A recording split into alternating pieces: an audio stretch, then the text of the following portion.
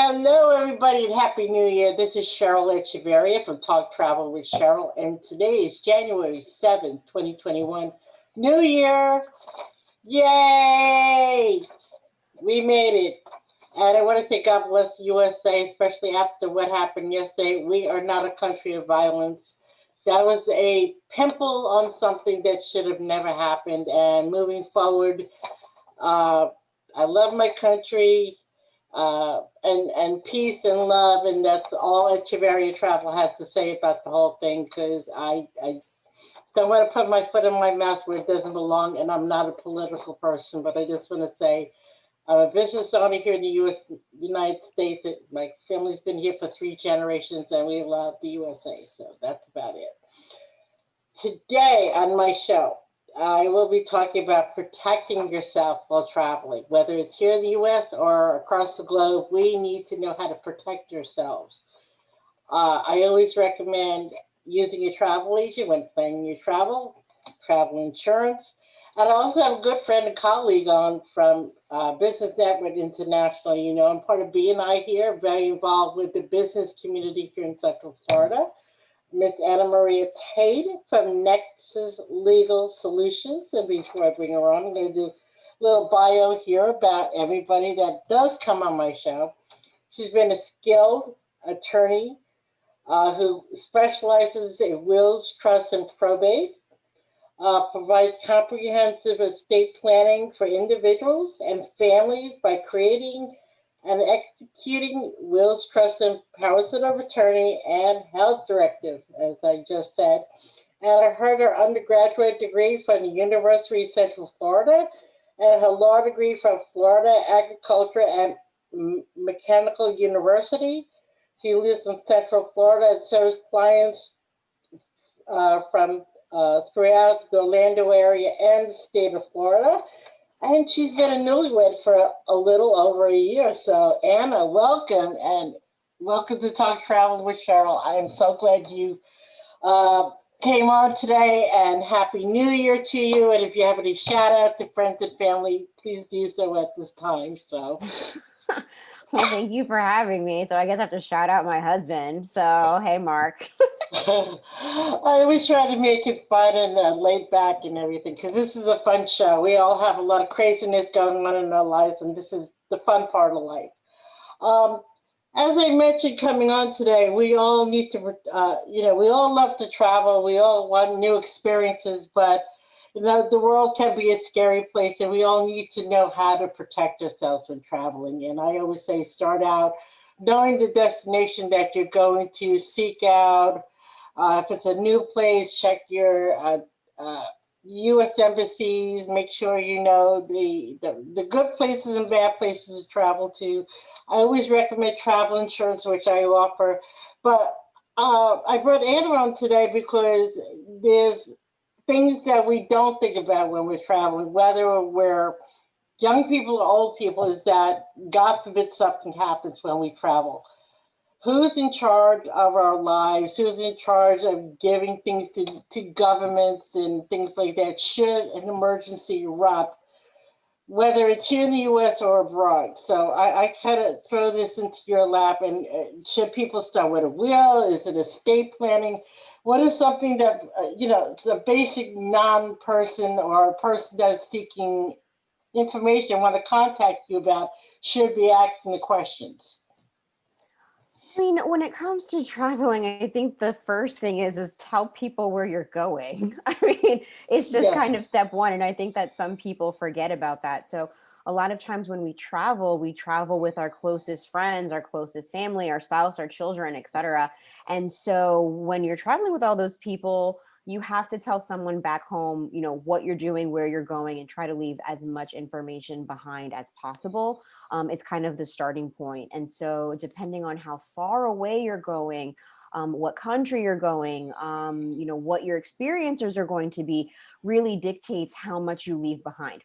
If I'm going on a 2-day cruise to the Bahamas, do I need to leave my thumbprint and a copy of my passport with my mother? No. But if I'm, say, going on like a month trip where I'm going to be backpacking through, Europe, or, it doesn't matter. So the longer the trip, the foreign countries, you want to leave more behind. And with that being said, there's some documents in place that you might want to have before you go as well. Not to rain down on any fun, but it's just all about being prepared and safe.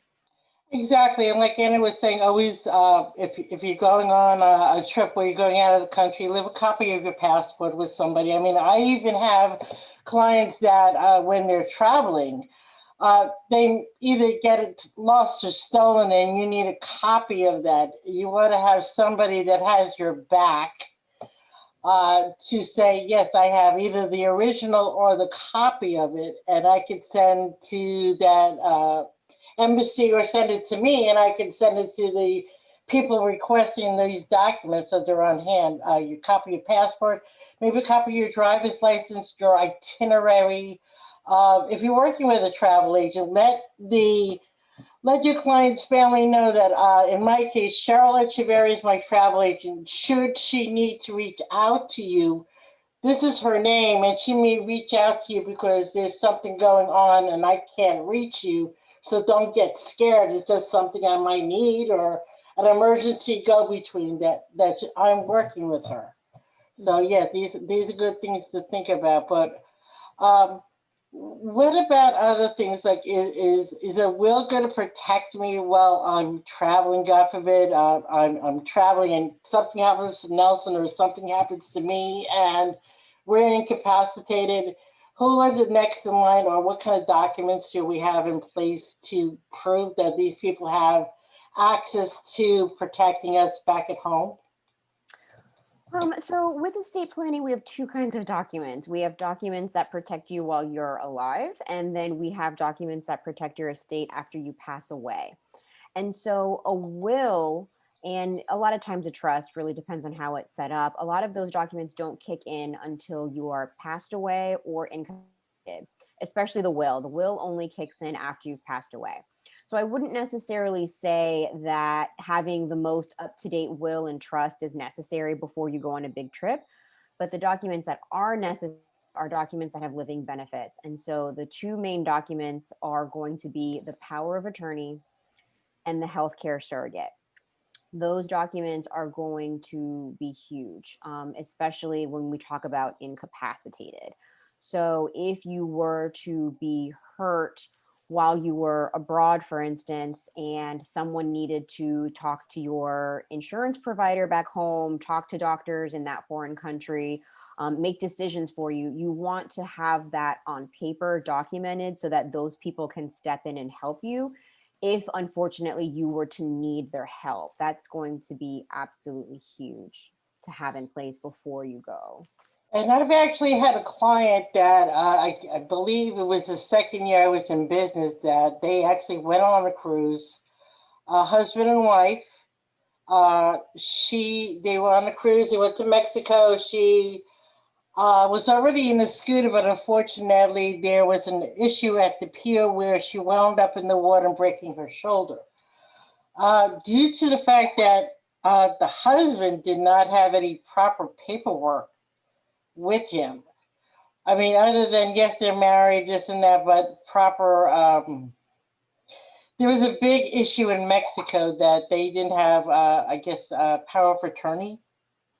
Or I don't remember, but I know there was a big issue that he had to go home and that she had to stay behind in Mexico, and we got her a nurse and everything, but the husband could not be involved due to there was some legal documents he had and they never filed for them. So it could have been either one or the other, that he did not have it, but her sister did.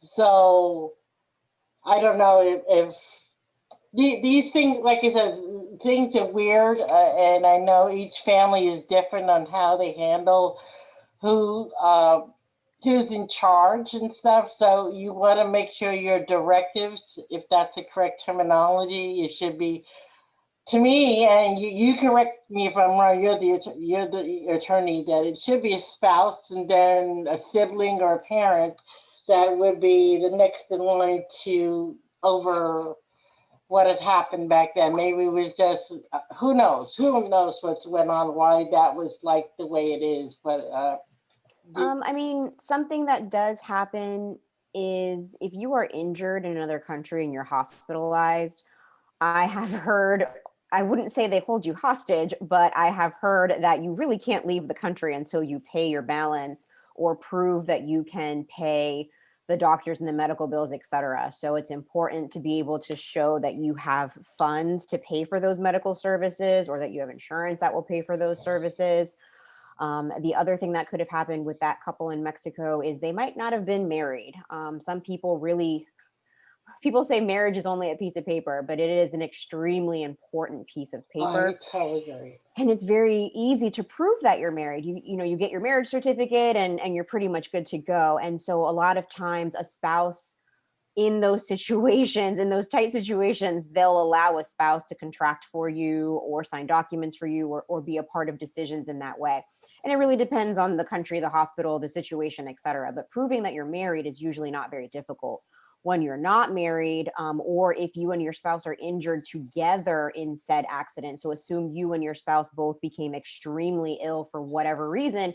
You don't want to have documents that, my husband's my power of attorney. Well, he's useless. He's, just as sick as I am. So, Right. Something that you can think about is when you are traveling with those trusted people that you have one of these documents left behind for someone who's back home. So, your mother, your father, your best friend, and these documents can be temporary. So some people say, oh, well, if you sign a power of attorney, that's it. Well, no, a power of attorney can, number one, be limited, extremely limited. So you can limit it to finances at this bank or only medical situations with your healthcare surrogate in the next 30 days. So there's a lot of limitations that you can put in place. If you do it correctly, then, there's a lot less issues afterward. Because, my spouse might be my power of attorney, but I might be willing to relinquish that to my brother for a little bit of time. I love my brother, but that doesn't mean I want him to have full power of attorney over me. But it could be something I do in the limited case where I know I'm going to be traveling, and I want to have that safety net back home to help out if necessary.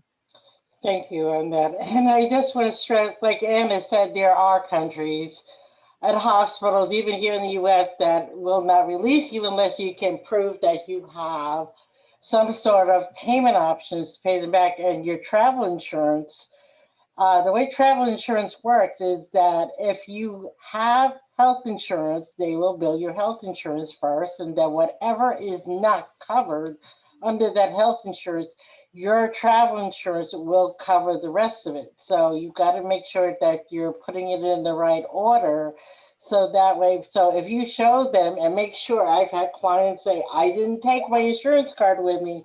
Make sure when you're traveling to take your travel insurance paperwork with you, because that is proof of payment.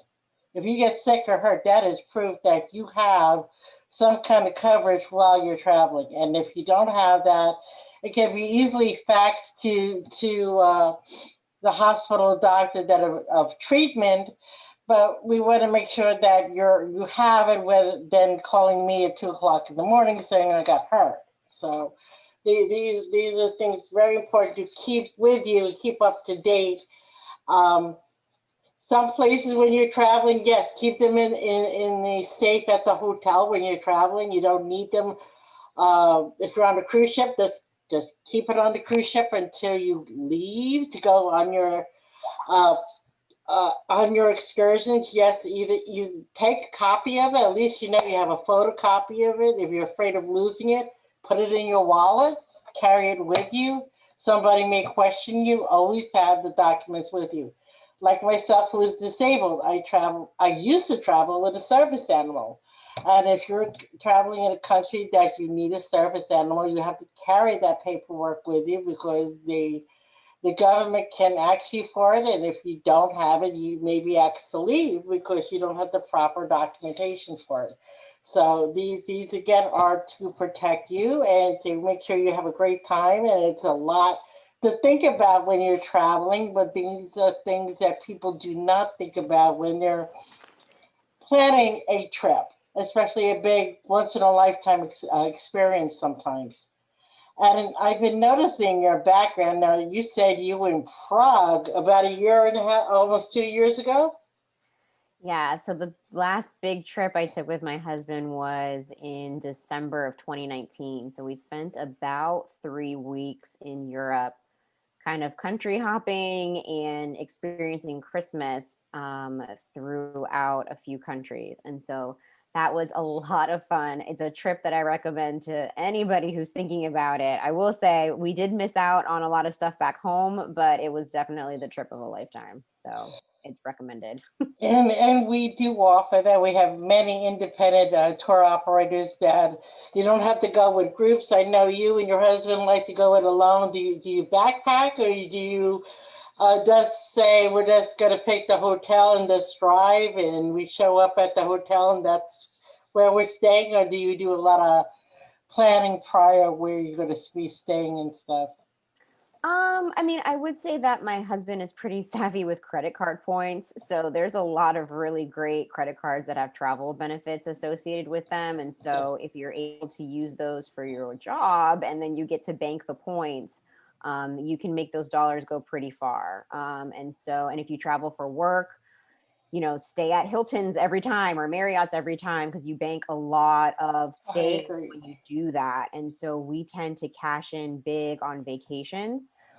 Is what we do is, we book our flights through that, through Delta credit cards, and then we book hotels sometimes through like Hilton credit cards and points. So that's great. And then, I mean, I am the type of person that when I travel, the bar is really low. And so what I mean by that, like if I go to Paris, France, I say I want to see the Eiffel Tower and I want to see the Louvre. And if I do that, I'll be happy. And so I've never had a bad vacation because if I make a short list, I'm just gonna have a great time. And then we figure it out as we go. So You're just like me, even though I like a little more structure when I travel, but there's always those one or two things I definitely want to see, and everything else I'm just sightseeing. I'm just looking around. I want to do the cafes and eat the food and become one of the people kind of thing and enjoy just melt in. But like you said, if I could see the Eiffel Tower and do the Louvre or do a day trip down the Rhine or something like that, that is fantastic. Now I know you actually traveled during the COVID. You went out to Utah and went to the national parks, and you said they were crazy out there. I know many of the tour operators are not even doing that yet, but can you give a little feedback on the tours that you did? I mean, those are still once in a lifetime things to see. Bryce and Zion, and I've done that a couple of times with groups. But how did you enjoy that? I mean, number one, depending on your level of risk that you're willing to tolerate, there are some airlines that are doing better than others, I hear. So we did fly Delta, and we were really impressed with the cleanliness and the standards and all of that. So we were really happy with that. And we were visiting family in Utah, and we just love Utah. We've been there a bunch of times. So we've been there in the summer, in the spring, and in the winter time. And so we went out there to see some friends. And people don't know this, but Utah has a lot of national parks. It's not just the big four, because like Arches and Canyonland and Bryce and Zion. I mean, there's so many in betweens. Mm-hmm. It can be snowing in one part of Utah and like 100 degrees in the other part of Utah. So it's a really cool state. And my only caution for people is because I come from Orlando and it's Disney. Disney is very safe, and so people forget, like, when you are hiking in a national park or out there, you in danger. Bring your water, bring the correct equipment. Get ready to sweat. Have a safety plan. Call someone, tell them which trailhead you're going to, and just be careful because there's sliding rocks, there's animals, there's tourists that don't know what they're doing. And so it's beautiful, but obviously, go prepared, and know that when you're out west, you're having an adventure, and it really is an adventure. I totally agree, and it's like the trip that we're planning for Israel in 2022. I mean, I tell my clients, Israel is Israel. It is not. You have to be able to walk. You have to be able to travel. It's not a country that, yes, they have people with disabilities there. They have people, tour operators that specialize in people with disabilities. But when you leave the country that you're going to. Like I always said, make sure you get the information on the destination you're going to, because once you get there, you may not be happy with what you've gotten. And like you said, Walt Disney World is one place, and going to the national parks is totally different. Or going to the Great Wall of China, or going around Italy. I mean, I've sent people to Italy and like, oh my God, I can't walk around because of the cobblestones, or it's just too much walking for me. When you leave the U.S., there's a lot. It's different way of travel when you're going outside the U.S. Even some places here in the U.S., you got to be careful and know where you're going. So if you're not sure, I'm here for you to help you, or there's plenty of information online, but you always want to make sure you're dealing with a professional that can help you with the ins and outs of planning as much or as little as you want, because not everybody wants a full blown escorted 40-person group. They don't may want to go hiking through the national parks, or go with your spouse and just drive around Europe and see the capitals of Europe, and just don't have a care of the world, but you still need a plan. You still need to know where you're going, and you still need ideas of what you want to do, because even if you get there, you may have a 4 or 5 hour wait just to get in there. I mean, COVID is one thing right now, and things are closed, but when things open up again, I always bring up, if somebody's going to Italy and they're going to Rome and they want to see the Vatican, remember there are tens of thousands of other people there. You might be online for 5 hours if you're not planning properly. So we want to make sure you get and pay for what you need and what you want, whether just seeing the Vatican or having a piece of pizza in Italy. We want to know what's going on. Any future plans to travel, Anna? What are some of your bucket lists? Where are some places that you want to go in the future? Oh goodness, I love Italy, so I'll go back there again and again. But the one that's really high on my list right now, which I won't be able to do for a while, I've been wanting to do a great what I call a great California adventure. I want to start as far north as possible, and then move my way through the great state of California. So I think that would be a really fun trip. It might have to wait a little bit, so that's pretty high up there for me. I got to think of something else for this summer if we go anywhere. Well, there are plenty. I've said over and over again, like many of the airlines are very clean, they're very safe. You get when you went to Utah, did you have to get a negative test to get on the plane? Did you have to go for the COVID or not?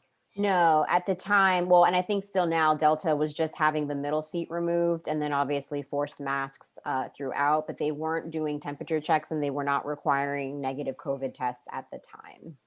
It all depends on where you're traveling to. Again, each state, each country is different, and the Caribbean is open, Mexico is open, Tahiti, Croatia. There are so many places that are open, and if you plan safely enough, you can travel. Uh, Excursions may not be available, but hey, you're outdoor, you're social distancing, and we've sent many people during this time to various places, and they come back and they're like, thank God they went, because they couldn't be held up in their houses anymore, couldn't take it. Um, a little side note, the cruise lines have once again pushed back through April. I'm glad I have not booked anybody, and highly recommended people wait at least till 2022 to book your 7 days or longer cruises. We may see shorter ones um, coming up once the CDC allows the cruise lines in Orlando and in Miami to do the short beta testing. They're still out on that for a while. So they have been canceled till at least April 1st. So if you're looking to cruise, please. We pushed back all of our group cruises to 2022, so keep an eye on our events and emails. Um, Speaking of cruising, Anna, have you cruised, and where are some of the places you've cruised to? I have not cruised in at least 3 or 4 years. I think the last cruise I did, which is really easy, obviously, for us living in Orlando, we drove to Miami, And then the cruise took us to Key West, which is nice because that is quite a drive to get to Key West. And then we did Cozumel. So that was a really, really great weekend-ish cruise. Is like the last one that we did. I've never done like a big long cruise. I get a little stir crazy on boats. Okay. I want to go back to the beginning a little bit. I know I've been all over the place. Why wills, trust, and probate? Didn't you go into general as an attorney? Is there something that sparked you to be just focused in on these three different options in your business? I mean, as an attorney, I think that the goal is to become specialized. It's really hard to know everything. And so most attorneys try to narrow down their practice field, and I just narrowed mine down a lot earlier. And I plan on staying with it. And so I have a degree in finance. And so I just kind of always thought that I would be in banking or real estate. And I ultimately went to law school. And so with my law practice now, I've kind of, melted those together. So when it comes to, administering estates through trusts, through wills, and through the probate process, there's a lot of finance involved, as far as like deciding what to do with assets, how to manage them, who to distribute them to, and why, trying to avoid negative tax consequences. So all of that is really fun to me. And so I really, really enjoy it. And especially in Florida, it's just a big state. We've got a lot of people living here and moving here. And then we have a big retiree population. So it's just a really ideal state, for that area of law. And I just really enjoy it because I think that people just don't realize you don't know what you don't know. And when you pass away, you just think that my spouse is going to get everything, or my children, or whatever, preconceived notions you have, and that may or may not be true in your case. And so that's why I think it's really important to kind of get out there and educate people. Awesome. And since this is going to be on YouTube and podcast, and mostly my clients listen to us in the Central Florida area. What type of client are you looking for? Is that the senior population, or what kind of referrals are you looking for to have people reach out to you for advice and your services? I wouldn't say that there's an age or person that I'm looking to reach out to. I'm looking to reach out to people that have assets and they care what happens to them. So, it doesn't matter if you are, in your 20s or 30s and you are newly married and have a kid, or if you're retiring, or it doesn't really matter what the rainbow of the age is. We all have stuff, and we want to make sure that the people we love get our stuff if something happens to us. So either prematurely, or we live a long, beautiful life filled with travel. And then, when it's our time, and it's time to pass that wealth down, we want to make sure we do it right. And so that's why it's so important to speak to a qualified attorney, to set up that plan and to take care of, the people that you love. It's just a business of love. It's all about putting that on paper and making sure it gets done. Is there one option, or one thing, if somebody's coming to you and they're not sure where they want to start out first, especially in the state of Florida, where would you recommend that them to do first? The probate, the trust, the wills? Is there a certain order it should be going in? I mean, so most people are going to have a will or a trust. And so it's a package of documents. So depending on what your assets are, who your beneficiaries are, it really dictates on what type of plan that we set up for you. It doesn't necessarily, it's not cookie cutter. It's not everybody who is XYZ should get this, and everyone who is, ABCD gets that. That's not how it works. It really is an individualized plans, based on your wants, needs, your assets. And so that's the purpose. And so, having a will, having a trust, the durable power of attorney, the healthcare surrogate, minor papers for your minor children for their possible guardianship needs. All of these documents, you just want to have them in place, and it's all about getting it on paper. And so there's no cookie cutter plan. And then when it comes to probate, it's a court process. Usually people want to avoid probate for lots of different reasons. Sometimes probate is where things don't work out.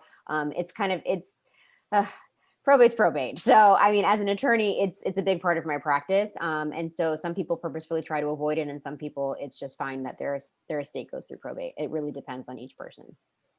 And I know during our BNI meetings, you're always looking to work with certain business classes like bankers, financial planners. Who else would fall into be great referral partners for you? I'm always looking to connect with realtors, people in the financial industry. So whether they're in bankers or whether they're financial advisors, whether they are working with life insurance policies. So a lot of people will specialize in just that.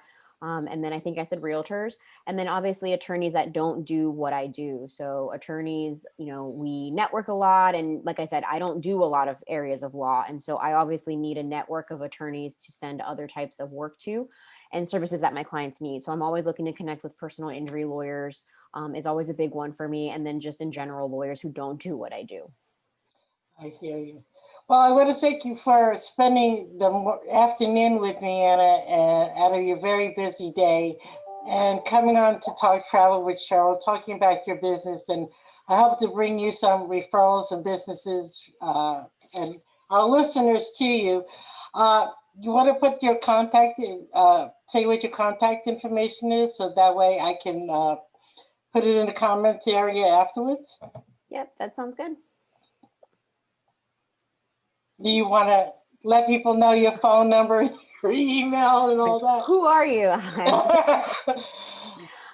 My name is Anna Taitt. My office is in Orlando, Florida, and my phone number is 407-900-7722. And then I will give Cheryl a lot more contact information to put in the description. Thank you very much. And yes, I see Anna every week. So if you want to reach out to me, I will get in touch with her and do either an email or a three-way phone call, or whatever you like to get in touch with Anna or to do it direct. Just let her know you saw Anna on Talk Travel with Cheryl. We're coming to the end of the show. Next week, I have my business development manager, Stephen Fannin from Sandals Resorts. And as you've seen on the postings, the great Gordon Butch Stewart passed away this couple of days ago. He's the chairman and CEO of Sandals. We'll be talking about Butch and Sandals and Beaches next week. Coming up, I also have St. Lucia Tourism Board and Shannon Rollins from Live Well Inc. So stay tuned. God bless. And thank you again, Anna, for coming on the show today. Thanks, Cheryl. Thanks for having me. Have a great day.